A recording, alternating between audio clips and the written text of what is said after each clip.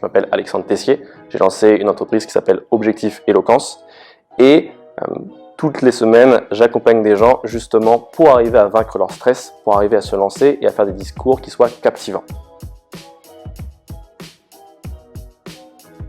Aujourd'hui, on va parler du stress et plus particulièrement de la prise de parole en public parce que je suis un ancien stressé et c'était très compliqué pour moi à la base.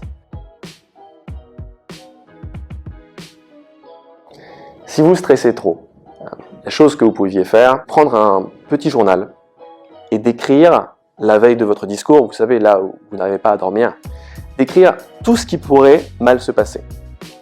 Voilà, vous marquez tout, je fais une mauvaise intro, je rate l'accroche et ma blague avec le public, la conclusion elle est ratée également, franchement c'est un fiasco total. Ok, vous mettez tout sur le papier, point. Vous barrez ensuite. Et là vous sautez une ligne, vous sautez deux lignes, et vous allez écrire tout ce qui pourrait se passer de positif. Le but du jeu, ça va vraiment être d'imaginer la scène. Le problème qu'on a en général, c'est qu'on a une petite voix dans notre tête qui va justement avoir cet aspect négatif et qui va se dire, et qui va nous dire « Alexandre, si jamais tu rates, si jamais tu ne réponds pas bien à la question, ça va être terrible, ils vont se moquer de toi. » Et le moment où vous arrivez dans le discours et vous justement ratez votre intro ou ratez une question, mais ça arrive, cette petite voix réapparaît et vous fusille. Vous ne savez plus quoi faire, vous perdez vos mots, vous avez envie de partir, vous devenez tout rouge, vous parlez hyper vite et vous avez perdu toute crédibilité. Le but du jeu, c'est que lorsqu'on écrit du positif, même si quelque chose de négatif peut arriver, vous aurez conscience que la suite peut également se passer de manière positive.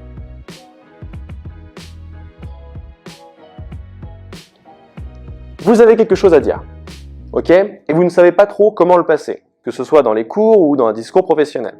Dans ce cas-là, prenez une feuille et faites un plan en 3 parties. 3 grandes parties, des choses assez générales. Il faut que ce soit clair et concis. Et une fois que vous avez ces parties, vous mettez des tirets sur ce que vous voulez dire. Et ensuite, vous vous entraînez en impro. Il ne faut pas chercher à écrire son discours tout d'un coup, sinon vous allez vous endormir et vous allez endormir le public avec. Et là, c'est l'horreur. Donc, avec ce genre de choses, vous allez vous entraîner à faire de l'impro. Et quand vous faites de l'impro, eh bien vous allez attaquer la chose de manière assez intéressante parce que vous allez utiliser à chaque fois différentes transitions, différents mots. Et votre discours va devenir bien plus naturel. Je dois présenter mon association d'éloquence. Si on n'est pas éloquent quand on passe, on est un peu mort. Donc il faut être bon, il faut arriver à dégager quelque chose. Donc j'arrive avec mon texte, et j'avais une feuille, et puis j'attends. Et puis tout le monde me regarde au bout d'un moment. Et je commence avec « Ça, vous voyez, c'est mon discours pour aujourd'hui. » Et j'arrache la feuille. Je la jette sur le côté. Donc là, il y a un peu de bruit dans le public. Les gens font « Wow, il a arraché sa feuille. » Bon, ça fait un petit peu réagir tout le monde. Et puis j'attaque sur le fait que, écoutez, un discours, ça ne doit pas être écrit, ça doit être vécu. Il faut échanger avec le public, il faut arriver à être à l'aise, être en impro, etc., etc. Donc c'est une approche qui a plutôt bien marché.